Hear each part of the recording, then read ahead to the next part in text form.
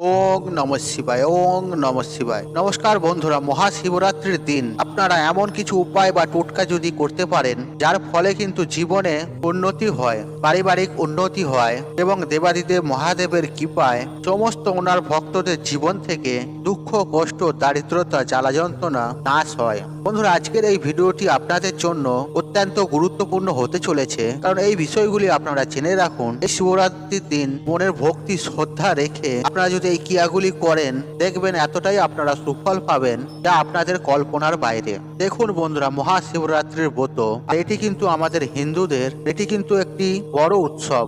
আর এই দিনটিতে দেবাদিদেব মহাদেব স্বয়ং অত্যন্ত পছন্দ করেন, কারণ পুরাণ অনুসারে দেবাদিদেব মহাদেবের এবং মাতা পার্বতীর মিলন হয়েছিল এই শিবরাত্রির দিন। আর এই দিন যদি কোনো ভক্ত মন থেকে দেবাদিদেব মহাদেবকে একবার স্মরণ করতে পারে, ওনার সান্নিধ্য লাভ করতে পারেন, তাহলে তার জীবনে যে রকমই খারাপ সময় থাকুক না কেন, সেখান থেকে কিন্তু সুনিশ্চিতভাবে বেরিয়ে আসতে পারবে। এমনকি সমস্ত রকমের খারাপ সময় কেটে যাবে এবং জীবনে কিন্তু প্রচুর ধনসম্পত্তির প্রাপ্তির সম্ভাবনা হবে। বিশেষ করে যারা অবিবাহিত মহিলারা রয়েছেন, তারা শিব ঠাকুরের মতো ভোলা ভালা বর পাওয়ার উদ্দেশ্যে শিবরাত্রির ব্রত পালন করে থাকেন। তাই আমাদের শাস্ত্রে সনাতন ধর্ম এই শিবরাত্রির গুরুত্ব এবং মাহাত্ম্য অপরিসীম। কারণ শিবরাত্রির দিন স্বয়ং দেবী পার্বতী এবং দেবাদিদেব মহাদেব এই ধরাধামে বিরাজ করেন ভক্তের মনস্কামনা পূরণের জন্য। আর আপনারা যদি এমন কিছু ক্রিয়া বা উপায় করতে পারেন যার ফলে আপনাদের জীবনে ছবিটাই পাল্টে যাবে, যা আপনাদের কল্পনার বাইরে। দেখুন বন্ধুরা, হিন্দু পুরাণ অনুযায়ী ভক্তি ও নিষ্ঠার সঙ্গে শিবরাত্রি পালন করলে রজগুণ ও তমগুণ নিয়ন্ত্রণে থাকে। যখন একজন পুণ্যার্থী ভগবান শিবের চরণতলে বসে ওনার নাম ডাক করেন, তখন তার মন থেকে দেখবেন সমস্ত প্রকারের রাগ, হিংসা, ক্লেশ, পাপ মুছে গিয়ে মন কিন্তু একদম নির্মল হয়ে ওঠে। চোখের কোণে জল চলে আসে। আর যদি কেউ ঈশ্বরের সামনে বসে ঈশ্বরের প্রার্থনা করে আর যখন সারা রাত শিবের পুজো আরাধনা করে এই পুণ্যার্থী কাটান, তখন কিন্তু তমগুণের সমস্ত খারাপ প্রভাবকে জয় করতে সক্ষম হন তিনি। বন্ধুরা, আজকে এই ভিডিওটির মাধ্যমে আপনাদেরকে কয়েকটি সহজ সরল টোটকা হিসেবে জানাবো। আর সেগুলো যদি মহাশিবরাত্রির দিন মনের ভক্তি শ্রদ্ধা রেখে করতে পারেন, তাহলে আমি কথা দিচ্ছি আপনারা অত্যন্ত বেনিফিট লাভ করতে পারবেন। এমনকি দেবাদিদেব মহাদেব আপনার ওপর প্রসন্ন হবে।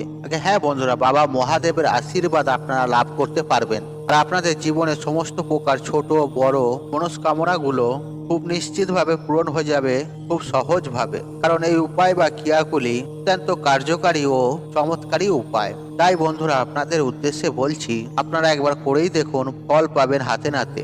দেখুন বন্ধুরা, আমি সবার প্রথমে শাস্ত্র মতে যে উপায় বা ক্রিয়াটির কথা বলবো, আর সেটি হলো হনুমানজি হলো দেবাদিদেব মহাদেবের 11তম রুদ্রাংশ, অর্থাৎ দেবাদিদেব মহাদেবের 11তম রুদ্র অবতার, অর্থাৎ মহাদেবেরই একটা অংশ। অর্থাৎ মহাশিবরাত্রিতে আর হনুমান চালিসা আপনারা যদি পাঠ করতে পারেন এবং তার মানেগুলো উদ্ধার করতে পারেন, তাহলে কিন্তু দেবাদিদেব মহাদেবের অপার কৃপাদৃষ্টি আপনাদের ওপর পড়ে থাকবে। বন্ধুরা, এই কথা সত্য যে ব্যক্তি দেবাদিদেব মহাদেবের আশীর্বাদ ও করুণা থাকে, সেই ব্যক্তির ওপর প্রভু রাম ও হনুমানজির কৃপাদৃষ্টিও বিদ্যমান থাকে। আপনারা দেখবেন এনাদের সহানুভূতি, কৃপাদৃষ্টি, আশীর্বাদ আপনারা লাভ করতে পারলে আপনাদের জীবন থেকে সমস্ত রকমের দুঃখ, কষ্ট, জ্বালা যন্ত্রণা, বিপদ আপদ ও দারিদ্রতা, রোগ ব্যাধি এগুলো কিন্তু কিছুতেই আপনাদেরকে স্পর্শ করতে পারবে না এবং জীবন হয়ে উঠবে সুখময়। বন্ধুরা, এরপর দ্বিতীয় যে উপায় বা ক্রিয়াটির কথা বলবো, তা হলো আপনারা প্রত্যেকেই জানি যে শিবরাত্রির দিন হর পার্বতীর মিলন হয়েছিল। যাদের জীবনে সুখ শান্তি একেবারেই নেই, বা বিবাহ যোগের সমস্যা রয়েছে, বা কোনো মহিলার হয়তো মাঙ্গলিক দোষ রয়েছে, বা কোনো পুরুষের হয়তো মাঙ্গলিক দোষ রয়েছে, তাহলে সেক্ষেত্রে আপনারা মাতা পার্বতীর চরণে একনিষ্ঠ ভক্তি সহকারে মাকে নিজের সমস্যার কথা জানিয়ে, আপনার সমস্ত অসুবিধার কথা জানিয়ে মাকে আলতা, লাল শাড়ি, লাল চুড়ি বা কুমকুম নিবেদন করুন। তাহলে দেখবেন এই সমস্ত প্রকার সমস্যা কিন্তু আপনাদের জীবন থেকে খুব দ্রুত কেটে যাবে। আপনারা সুনিশ্চিতভাবে সুখের মুখ দেখবেন এবং যে মনস্কামনাগুলো আপনাদের পূরণ হচ্ছিল না, সেগুলো মাতা পার্বতী ও দেবাদিদেব মহাদেবের আশীর্বাদে কৃপায় আপনাদের জীবনের প্রত্যেকটি মনস্কামনা পূর্ণ হবে। বন্ধুরা, এরপর তৃতীয়ত যে উপায়টির কথা আপনাদের বলবো, তা একটু মন দিয়ে শুনুন। দেখুন বন্ধুরা, শিবরাত্রির দিন রাত্রে বেলায় যে কোনো শিব মন্দির যেতে পারলে আপনি যাবেন এবং একটি শুদ্ধ গাওয়া ঘিয়ের প্রদীপ প্রচলিত করবেন। বন্ধুরা, শিব পুরাণে স্পষ্ট করে উল্লেখ করা রয়েছে, কুবের মহারাজ তার আগের জন্মে এই শিবরাত্রির দিনেই রাতে শিবলিঙ্গের পাশে বসে একটি প্রদীপ প্রচলিত করেছিলেন এবং দেবাদিদেব মহাদেব তাতে এতটাই প্রসন্ন হয়েছিলেন, তখন তিনি কুবের মহারাজকে দেবতাদের কোষাগারে অধিপতি বানিয়েছিলেন। আপনারাও যদি আপনাদের অতিষ্ঠ লক্ষ্যে পৌঁছাতে চান, জীবনে আয় উন্নতি করতে চান, আপনাদের সমস্ত মনস্কামনাগুলো পূরণ করতে চান, তাহলে অতি অবশ্যই শিবরাত্রির রাতে শিব মন্দিরে যাবেন। অন্তত একটি হলেও ঘিয়ের প্রদীপ এই মহাপবিত্র দিনে প্রচলিত করে আসবেন দেবাদিদেব মহাদেবের উদ্দেশ্যে। বন্ধুরা, এরপর চতুর্থ যে বিষয়টি আপনাদের বলবো, আর তা হলো মহাশিবরাত্রির দিন ফটিকের শিবলিঙ্গ গৃহে স্থাপন করুন এবং তার পুজো করুন। বিশেষ করে কয়েকটি উপাদানের মাধ্যমে, যেমন ধরুন জল, দুধ, ঘি, মধু, দই, চিনি সহযোগে এগুলি দিয়ে একটি পঞ্চামৃত তৈরি করে নেবেন এবং এই পঞ্চামৃত দিয়ে শিবজির অভিষেক করবেন। দেখবেন এর ফলে অনেক উপকার পাবেন। আপনাদের যে উপকরণগুলো বলে দিলাম সেই উপকরণগুলি দিয়ে ফটিকের শিবলিঙ্গে স্নান করান এবং স্নান করানোর সময় 108 বার ওং নমঃ শিবায় এই মন্ত্রের জপ করবেন। তাহলে আপনারা নিজেরাই অনুভূতি করতে পারবেন যে কয়েকটা দিনের মধ্যেই আপনাদের যে আর্থিক সমস্যা ছিল সেই জায়গা থেকে আপনারা অনেকাংশেই বেরিয়ে আসবেন। অত্যন্ত উপকারী এই উপায়টি, আপনারা করে দেখতে পারেন। দেবাদিদেব মহাদেবের আশীর্বাদ ও কৃপাদৃষ্টিতে আপনাদের জীবন থেকে সমস্ত বাধা বিপত্তি ও আর্থিক সমস্যা দূর হবে এবং অর্থ আসবে ঝড়ের মতো। এটুকু আপনারা বিশ্বাস রেখে করতে পারেন। বন্ধুরা, এরপর পঞ্চম যে উপায় বা ক্রিয়াটির কথা বলবো তা হলো মহাশিবরাত্রির দিন যদি আপনাদের পক্ষে সম্ভব হয় তাহলে অবশ্যই নিষ্ঠা ভক্তি সহকারে পারক শিবলিঙ্গ গৃহে এনে স্থাপন করুন এবং মহাশিবরাত্রির পূজার দিন থেকেই এই পার্বতীর শিবলিঙ্গ প্রতিদিন পূজা আরাধনা করুন এবং মনে মনে নিজের দুঃখ কষ্ট এবং সমস্যাগুলি বাবা ভোলেনাথকে উদ্দেশ্যে ব্যাখ্যা করুন। দেখবেন দেবাদিদেব মহাদেব হলেন করুণার সাগর, তিনি দয়ার সাগর, যার দেহে কোনো দোষের দাগ নেই। তিনি ভক্তের কষ্ট দেখতে পারেন না, সামান্য একটু জল ও বেলপাতাতেই তিনি সন্তুষ্ট, আর তার পুজোতে কোনো আড়ম্বরের প্রয়োজন নেই, আর তিনি এতটাই ভোলাভালা। দেখবেন দেবাদিদেব মহাদেবের আশীর্বাদ ও কৃপা আপনাদের জীবনে থাকা যাবতীয় সমস্যাগুলো খুব তাড়াতাড়ি নিবারণ ঘটবে।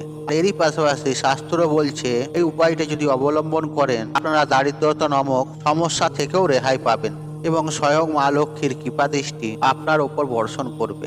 হ্যাঁ বন্ধুরা, আপনার উপরে থাকবে। তাই অতি অবশ্যই শিবরাত্রি পুজো চলাকালীন আপনার পারদের শিবলিঙ্গ গৃহে এনে স্থাপন করুন এবং পঞ্চামৃত করে পারদের শিবলিঙ্গের অভিষেক ঘটান, পুজো আরাধনা করুন এবং প্রত্যেকটা দিন পারদের শিবলিঙ্গটিকে আপনারা পুজো আরাধনা করবেন। দেখবেন আপনাদের জীবন থেকে সমস্ত রকমের রোগ ব্যাধি, জ্বালা যন্ত্রণা, অর্থনৈতিক কষ্ট, এইসব সমস্যা থেকে কিন্তু আপনারা খুব সহজেই রেহাই পেয়ে যাবেন।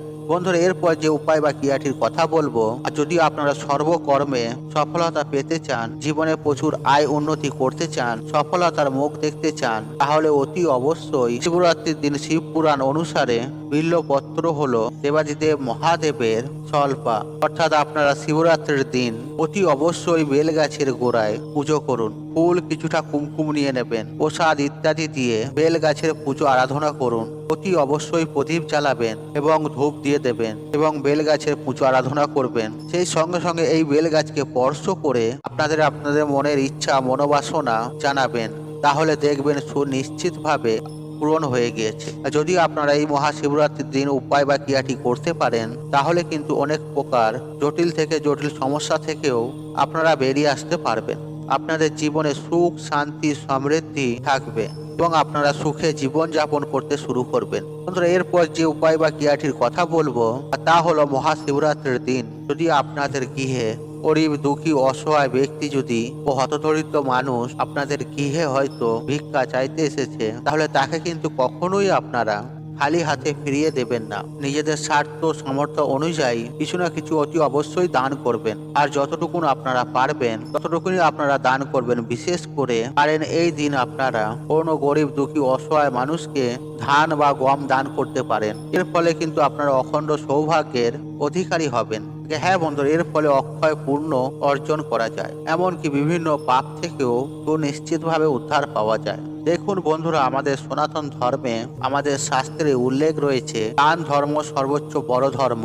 তাই যদি আপনারা জীবনে অপার সৌভাগ্য লাভ করতে চান, অক্ষয় পূর্ণ লাভ করতে চান, তাহলে কিন্তু এই দিন অতি অবশ্যই আপনারা আপনাদের সাধ্য সামর্থ্য মতো আর যতটুকু পারবেন মনে ভক্তি শ্রদ্ধা রেখে কত দরিদ্র দুঃখ মানুষকে দান অবশ্যই করবেন। দেখুন বন্ধুরা, এই দানের ফলে আপনারা জীবনে যে কত কিছু পাবেন তা কল্পনার বাইরে। আগে হ্যাঁ, মনে কোনো আকাঙ্ক্ষা রেখে দান করবেন না, এই দানের কিন্তু কোনো মানে নেই। তাই স্বচ্ছ পরিষ্কার মন রেখে আপনারা কিন্তু সামর্থ্য অনুযায়ী কোনো গরিব দুঃখী দুস্থ মানুষকে সাহায্য করবেন। বন্ধুরা, মহাশিবরাত্রির দিন যে ব্যক্তি এই কাজগুলি করেন সেই ব্যক্তির ওপর স্বয়ং মা লক্ষ্মীরও আশীর্বাদ থাকে।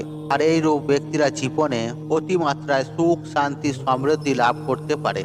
বন্ধুরা, আশা করছি এই ভিডিওটি আপনাদের ভালো লেগেছে। তাহলে ভিডিওতে একটি লাইক করুন, একটু কমেন্ট করুন, একটু শেয়ার করুন এবং বন্ধু বান্ধব আত্মীয়জনদের সাথে শেয়ার অবশ্যই করুন। মনে রাখবেন, আপনার একটি শেয়ার অনেক মানুষকে উপকৃত করে তুলতে পারে। আপনি যদি আমার চ্যানেলে নতুন হয়ে থাকেন তাহলে চ্যানেলটি অবশ্যই সাবস্ক্রাইব করুন এবং পাশে থাকা নোটিফিকেশন অন রাখুন, কারণ এই রূপ নিত্য নতুন ভিডিও সবার আগে দেখার জন্য। ঈশ্বর আপনার মঙ্গল করুক, আপনি সুস্থ থাকুন, নিরোগ, আপনার দিন মঙ্গলময় হোক।